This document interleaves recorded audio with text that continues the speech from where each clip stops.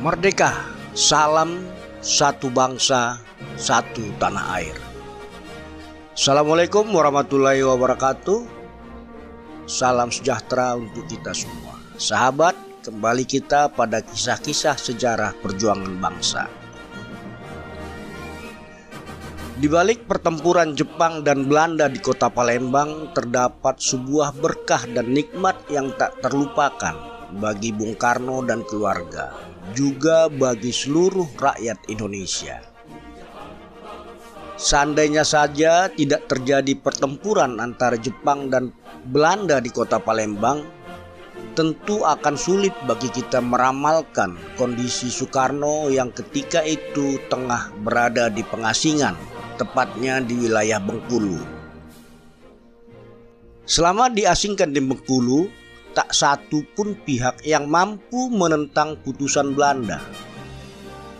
Dan tak satu pihak pun berusaha menyelamatkan Soekarno dari pengasingan tersebut.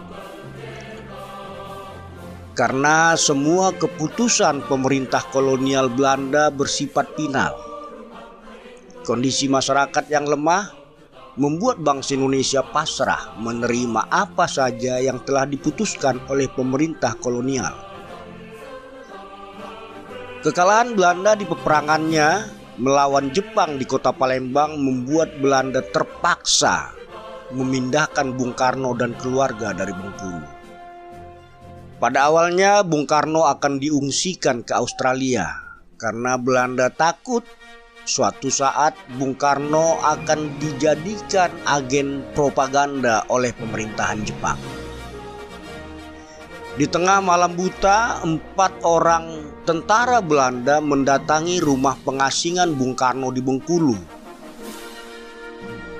Ibu Inggit, Juami, Sukarti, Riwu dan Bung Karno dipaksa meninggalkan rumah menuju Padang pada malam hari buta. Perjalanan dilakukan dengan menggunakan sebuah pick-up.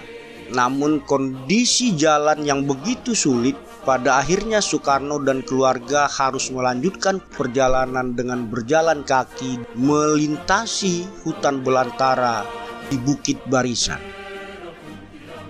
Sesampai di Padang, ternyata kapal yang direncanakan digunakan untuk mengungsikan Soekarno dan warga Belanda ke Australia telah tenggelam di dekat Pulau Enggano.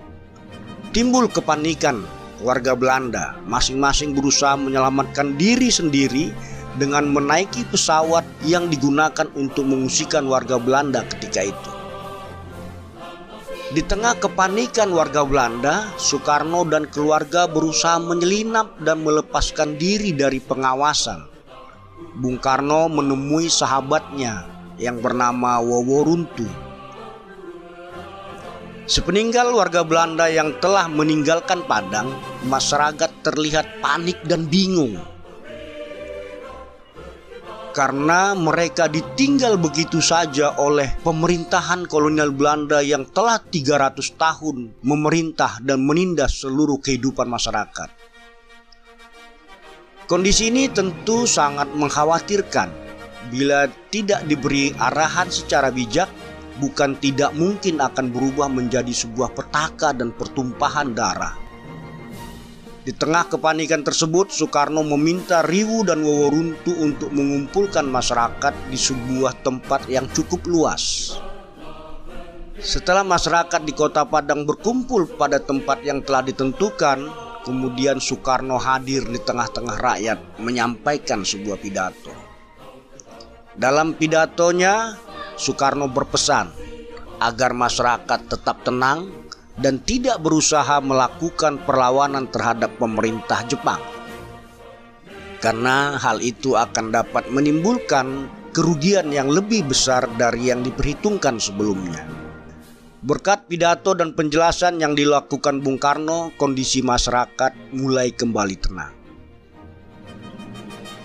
Sehari setelah pidato yang disampaikan Bung Karno di hadapan masyarakat Padang, seorang tentara Jepang yang bernama Kapten Saguchi menemui Bung Karno di rumah Wowo Runtu, menyampaikan undangan dari Kolonel Fujiyama sebagai Panglima Tentara Pendudukan di Bukit Tinggi.